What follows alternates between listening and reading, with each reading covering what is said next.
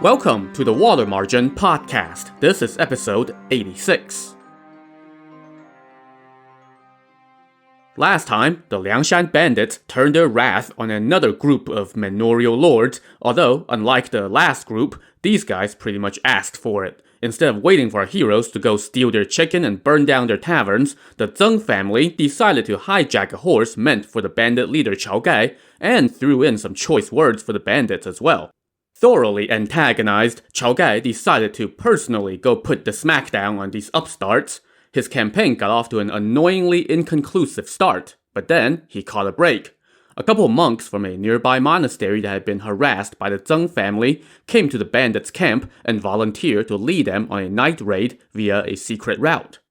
Chao Gai jumped at the opportunity. He split his army in half. Liangshan, the Pantherhead, would lead 2,500 men and wait outside the village as backup. Chao Gai himself, along with 10 chieftains and another 2,500 men, would go on the raid. That night, under the shroud of darkness, the raiding party set out, led by the two monks. They first headed to the monks' monastery, where they would lie in wait until the time was right to strike.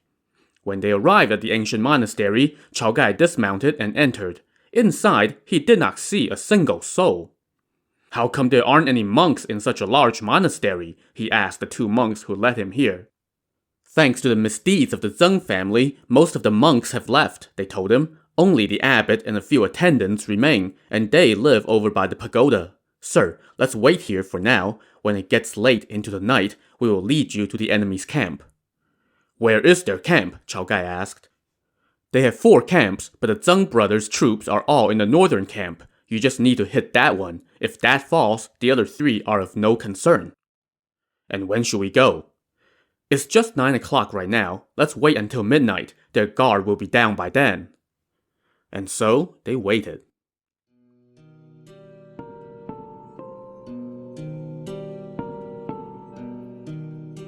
As the hours passed, Chao Gai and company could hear the drums from the Zeng village that signaled the time. At first, the drums were orderly and right on time. But as the night dragged on, the drums stopped. "The enemy's troops must be asleep now. We can go," the monks said. So they left the monastery, with the monks leading the way and Chao Gai and his men following behind. After less than 2 miles, though, they turned around a dark corner and suddenly lost sight of the two monks. The front column of the bandit army halted. They were in the dark, in unfamiliar territory, and surrounded by treacherous-looking paths with no houses in sight. The soldiers were getting a little panicky, so they hurriedly reported to Chao Gai. One of his top chieftains, the general Hu Yanzhuo, immediately ordered the troops to retrace their steps and head back.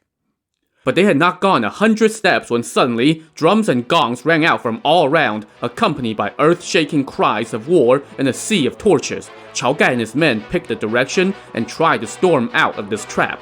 But they had not gone far before an enemy squadron darted out and showered them with arrows. In the midst of this mayhem, Chao Gai suddenly felt something thud right into his face, followed by sharp pain and the sensation of the shaft of an arrow protruding from his face.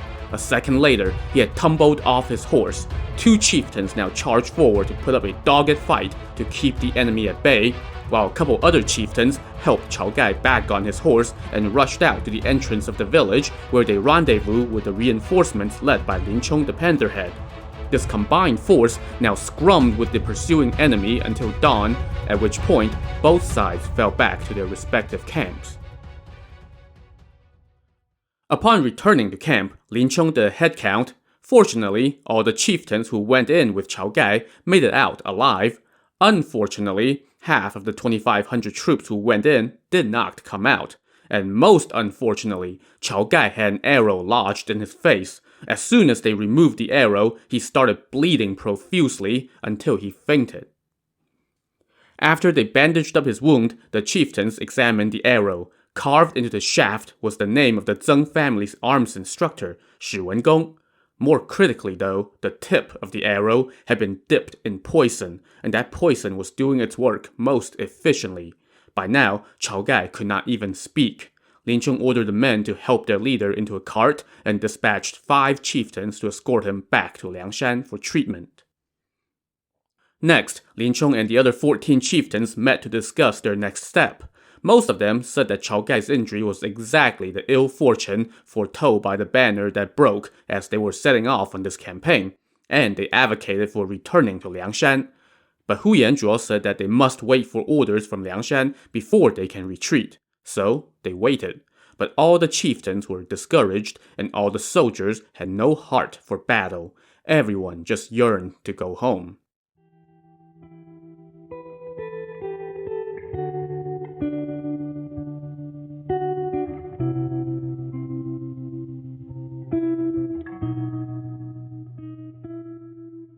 Around 9 p.m. that night, there was just the faintest bit of light in the night sky. All 15 chieftains were sitting around in dismay, unsure of what to do next. As the saying goes, a headless snake cannot move, and a wingless bird cannot fly.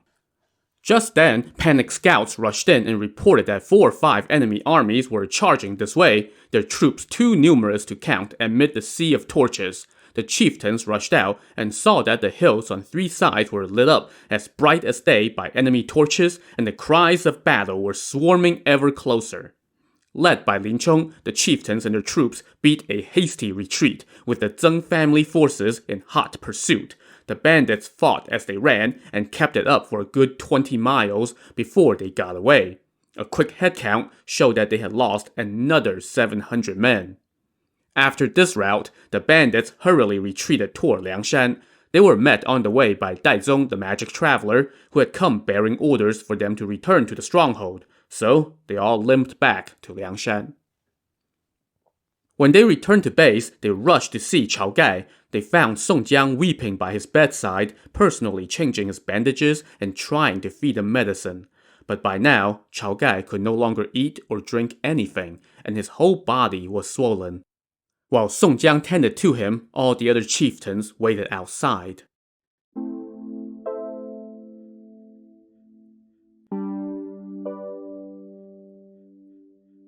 Around midnight, Chao Gai's condition had deteriorated even further. He now turned his head slowly, looked at Song Jiang, and said, "Brother, take care of yourself. Whoever catches the man that shot me should be the leader of Liangshan." And with that, Chao Gai breathed his last.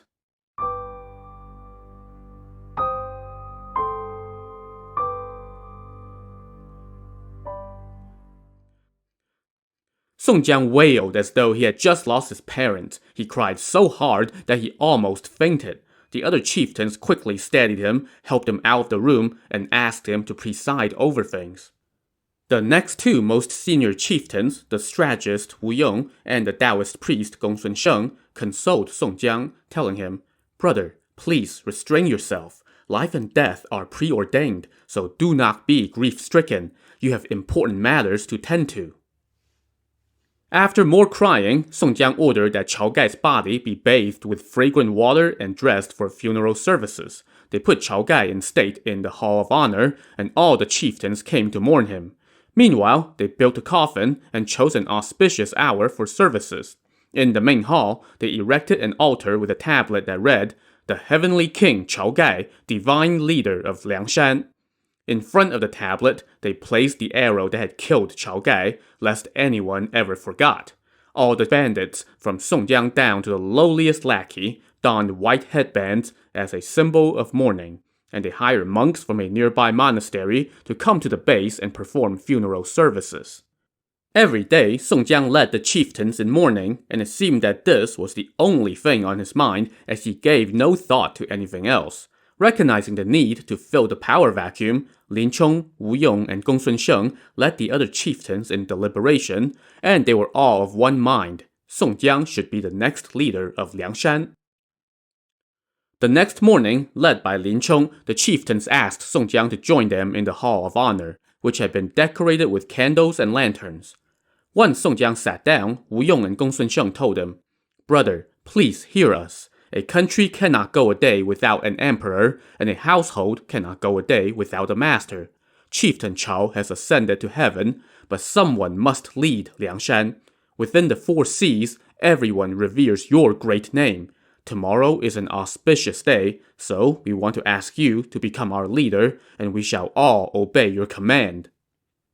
But Song Jiang said, Chieftain Chao's dying command was that whoever catches that Shi Wengong shall be the leader. You all know this, so how can you disregard it before his body is even cold? I have not yet avenged him, so how can I assume the leadership? But Wu Yong said, even though Chieftain Chao said that, we haven't caught his killer yet. How can our stronghold go a day without a leader? Brother, if you don't assume the leadership, who else would dare to? Then how can we command the troops? Don't worry about Chieftain Chao's last wish. You just take the command chair for now, and then we will figure it out later on.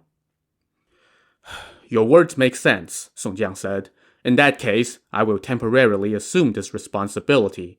But once we have avenged Chieftain Chao, whoever catches Shi Wengong, no matter who it is, will become our leader.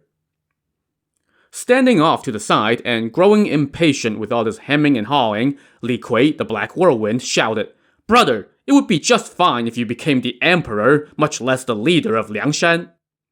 This dark knave is spewing nonsense again, Song Jiang scoffed. Any more out of you and I will cut off your tongue. Chastened, Li Kui just mumbled, It's not like I was nominating you to be some 2-bit village head. I was asking you to be emperor, and yet you want to cut off my tongue. Wu Yong now chimed in and made peace, telling Song Jiang, that knave has no respect for anything. Brother, don't sink to his level. Just worry about presiding over our base. So Song Jiang burned some incense and assumed the first chair, flanked by Wu Yong and Gongsun Sheng. The rest of the chieftains took their position on two sides, led by Lin Chong on the left and Hu Yanzhuo on the right. They all bowed and offered their respects to the new leader, and then sat down.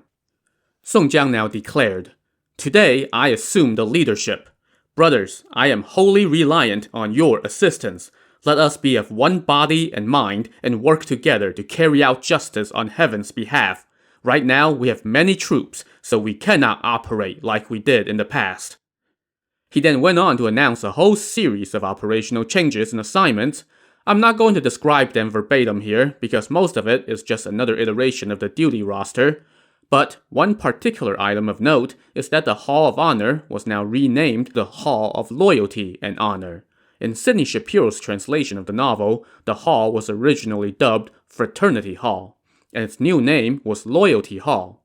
You may remember how Song Jiang had mentioned a couple times in past recruitment pitches that they were waiting for the imperial court to grant them amnesty. Well, here's another indication that his government-friendly rhetoric was more than just talk, because the character loyalty in the new name was very specifically referring to loyalty to the state.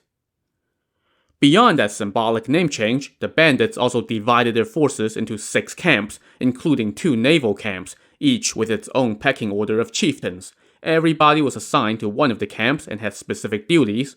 The operation even included its own financial management team, its own forge, and its own brewer.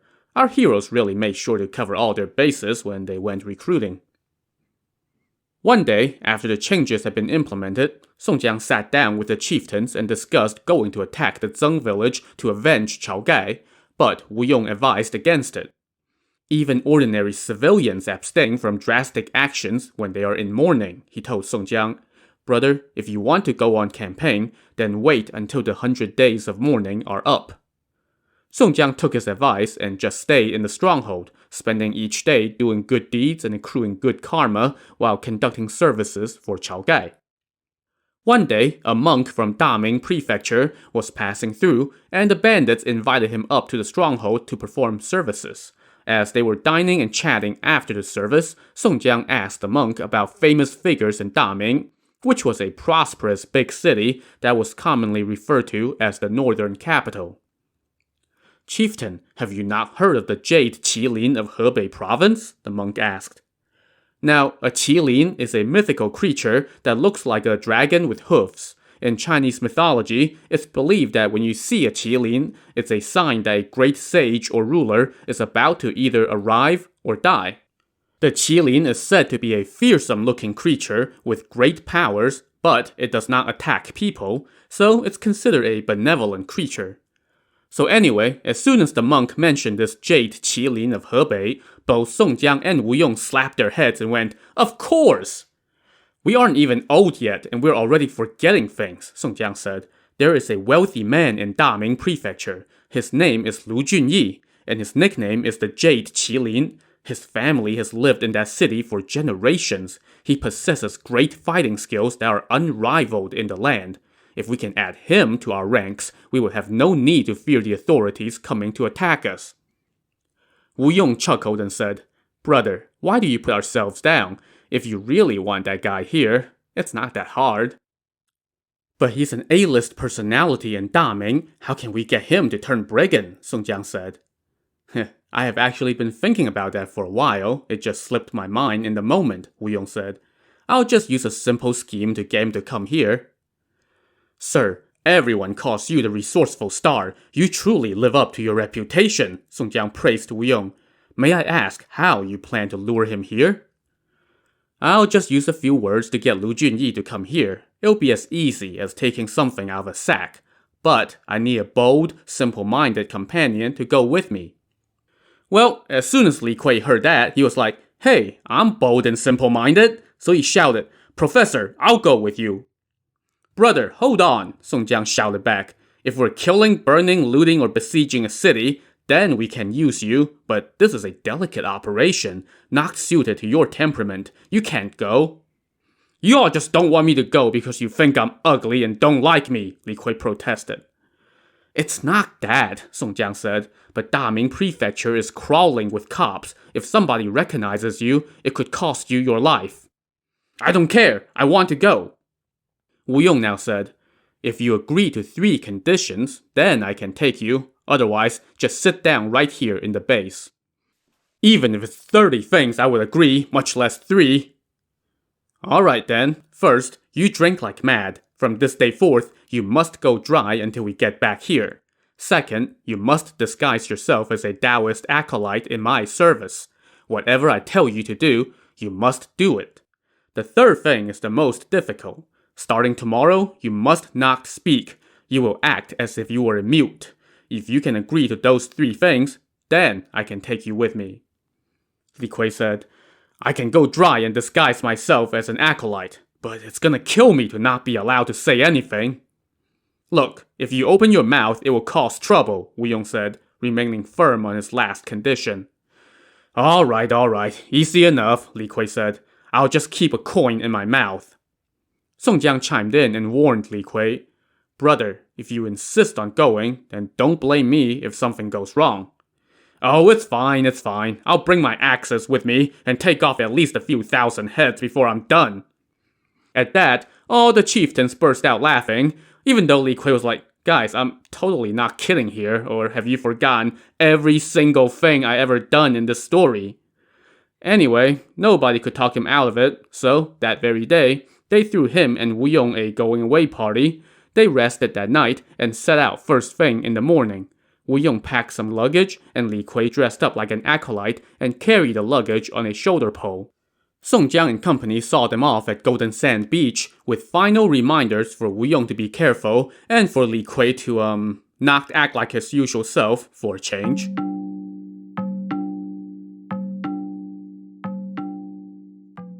The journey to Daming took 4 or 5 days, and every day brought myriad new reasons for Wu Yong to regret letting Li Kui tag along.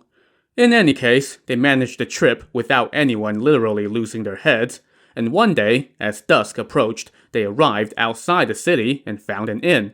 And of course, Li Kui could not let this night pass without incident either. When he went to make dinner, the clerk at the inn was a step slow starting the fire in the stove. Li Kui couldn't yell at the guy since he was supposed to be a mute, so he let his fist do the talking instead. Soon, the clerk was knocking on Wu Yong's door with blood dripping out of his mouth. Wu Yong hurriedly apologized and handled the matter with a financial transaction, and then he let Li Kui hear about it for the rest of the night. The next morning after breakfast, Wu Yong called Li Kui into his room and told him, "You insisted on coming, and yet all you have done is aggravate me the whole way.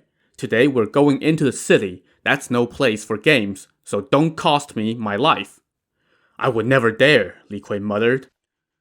"Let's agree on a signal," Wu Yong said. "When you see me shaking my head, do not move a muscle." Li Kui promised to do as Wu Yong instructed, and they prepared to set out. Wu Yong wore a black crinkled silk headscarf that came down to his eyebrows, a black Taoist cassock trimmed in white, and a multicolored girdle. He had on square-toe cloth shoes and carried a pole with a bronze bell that shined like gold. Li Kui, meanwhile, wound his bristly brown hair into 2 coils on 2 sides of his head. He had on a short brown gown, a multicolored short fringed sash, and a pair of walking boots. He carried a wooden pole with a piece of paper attached to the top. On the paper were characters that said, "Fortunes told, 1 tael of silver." The 2 of them now left the inn and headed toward the south gate of the city. In less than a mile, a truly awesome metropolis stood in front of them. With high walls, wide moats, strong defenses, and a bustling scene of commerce. Daming Prefecture was the top destination north of the Yellow River, and it was overseen by Governor Liang, the son-in-law of the premier, so it was a hive of activity and had a strong military presence. Wu Yong and Li Kui made their way to the gate, where about 50 soldiers stood guard around an officer who was seated by the gate, checking all who entered. Wu Yong stepped forth and greeted them, and the soldiers asked him where he was from. "Your humble servant is named Zhang Yong, and this acolyte's last name is Li," he replied. "We are traveling fortune-tellers. We have come to this big city to ply our trade." As he spoke, Wu Yong took out his forged paperwork. The paperwork passed muster, but something else caught the soldiers' attention. "That acolyte has the shifty eyes of a thief," they commented. Li Kui was just about to deliver a stern response with his fist, but Wu Yong quickly shook his head, and so Li Kui could do nothing but look down. Wu Yong turned to the guards and said, "Oh, it's a long story with him. This acolyte is deaf and mute and offers nothing but a bit of brute strength. And yet, he's under my care, so I have no choice but to bring him with me. He doesn't know any manners. Please, excuse him." That explanation satisfied the guards, and they led the duo into the city. They headed to the city center. As they walked, Wu Yong rang his bell and chanted verses that announced his trade. "Fortune, destiny, fate. I predict life, I foretell death. I know who shall rise high and who shall fall low. To learn your fortune, offer 1 tael of silver." As they walked, they were drawing a crowd of about 50 little kids who had a good old time following them and laughing at them. Soon, this whole entourage arrived outside the home of Lu Junyi. Wu Yong now chanted his verses and walked back and forth, while the kids made a ton of ruckus as they gawked. At that moment, Lu Junyi was sitting in his office, watching his gaggle of stewards receive and distribute merchandise. Just then, he heard some commotion outside on the street, so he asked one of his men what was going on. The guy told him, "My lord, it's too funny. There's a fortune teller from out of town. He's offering his services on the streets, but he's asking for a tael of silver for each fortune told. Who the heck would pay that much? He also has an acolyte, a sloppy-looking guy who walks like some inhuman creature, and a bunch of kids are following them and laughing at them." When he heard this, Lu Junyi said, "He would not ask for such a high price if he did not have real knowledge. Go invite him in."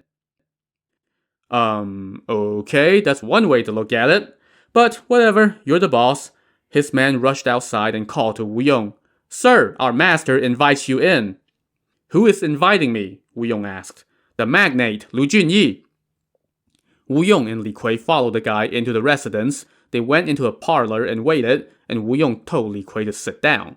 A moment later, Lu Junyi walked in. He was tall and carried himself with an impressive air, looking as though he were a god. Wu Yong offered his greetings, and Lu Junyi returned them, asking Wu Yong for his name. Wu Yong replied, "My name is Zhang Yong, with the nickname The Mouth That Talks of Heaven. I am from Shandong Province, and I can calculate the will of heaven and foretell people's fates. But I must receive 1 tael of silver before I can tell your fortune." Lu Junyi invited them to a back parlor for tea. He then gave Wu Yong a tael of silver and asked him to tell his fortune. Wu Yong asked for his birth date, and Lu Junyi provided the information, adding, "A gentleman asked about calamity rather than good fortune, so no need to tell me about my good fortune, just tell me about any hidden dangers." Wu Yong took out his abacus, put it on the table, and did some quick calculations.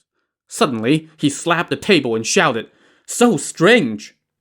This caught Lu Junyi off guard, and he hurriedly asked what the future held for him. Sir, I can answer honestly only if you promise not to get angry, Wu Yong said. I am asking you to point a lost traveler in the right direction, so please speak without concern, Lu Junyi said. To see what the future held for Lu Junyi, tune in to the next episode of the Water Margin podcast. Also on the next episode, Lu Junyi goes looking for trouble and finds it. So join us next time. Thanks for listening.